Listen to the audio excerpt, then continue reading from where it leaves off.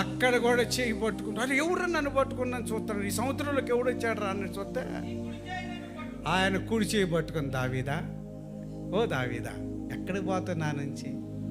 అప్పుడు వచ్చేసయ్యా, అందరం ట్రయల్ చేస్తాం, అట్లేం కాదు, ఎవరు తెలివి తక్కువ అనుకోవద్దు.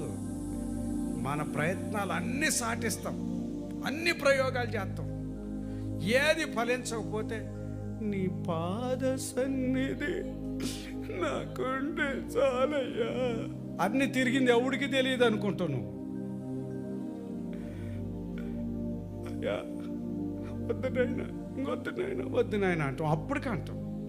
ఈయన కూడా ట్రయల్ చేశాడు, ఏ లేదని అనట్లేదు. కానీ ఈయనలో ఉన్న మంచి సుగుణం ఏంటంటే ఆయన గద్దించిన ప్రవక్త అయిన నాతానుకి వ్యతిరేకంగా ఒక్క మాట మాట్లాడలేదు.